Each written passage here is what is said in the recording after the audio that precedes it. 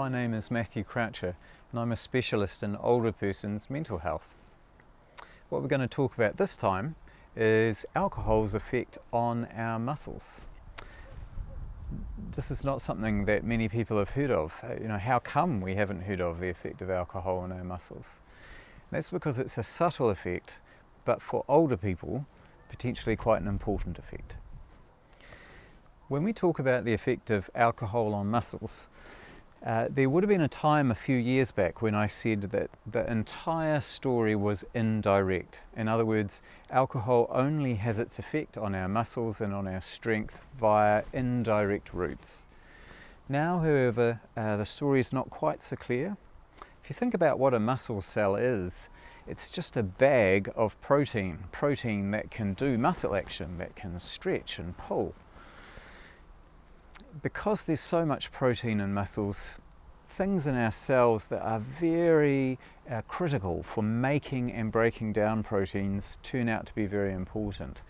And we now think that alcohol does have a direct effect on cells which rely on making lots of protein and regulating that protein. So actually muscle cells are looking increasingly like they are directly affected by alcohol.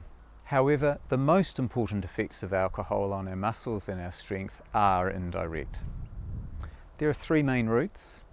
For older people, the most important route is the effects on our nutrition. But there's also the effects on our blood supply and the effects on our nerves.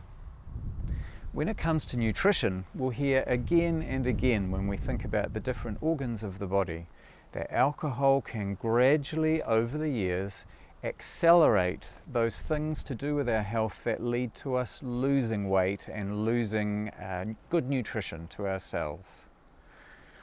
Also, over the years again, alcohol can lead to just a reduction in some of the key vitamins that we need. When it comes to growing older, one of the things that we all accept is that we won't be as strong, we won't be as quick, we won't be as fast as we were when we were younger.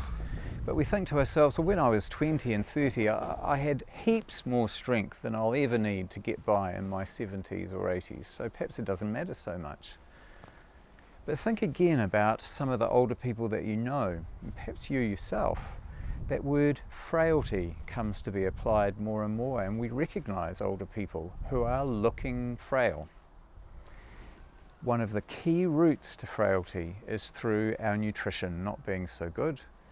And one of the key routes that Kiwis follow to end up with nutrition that isn't great is because so much of our energy and our body's resources are taken up with dealing with alcohol. Not saying that this is the cause of frailty in all of us, but it is the cause of frailty in some of us, and it's a contributor to frailty for many of us that drink more than, say, a glass every few days in a week. So there's the nutrition on one side.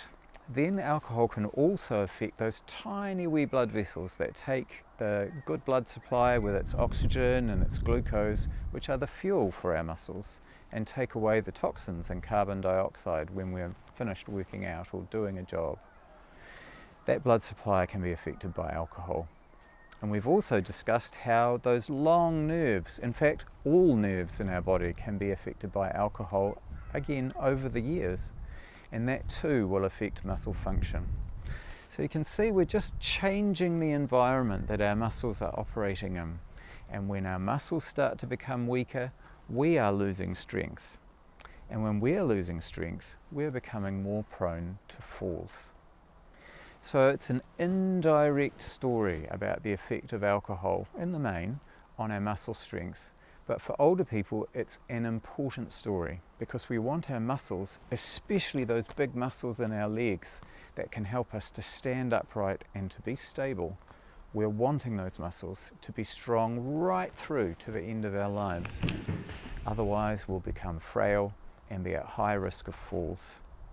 So, we've done brains, we've done hearts, we've done muscle, we've done liver. What else is there in the body that alcohol might affect? We're going to talk about some of the other factors next time. Tipple and Topple, a tool to help the viewers make better informed choices.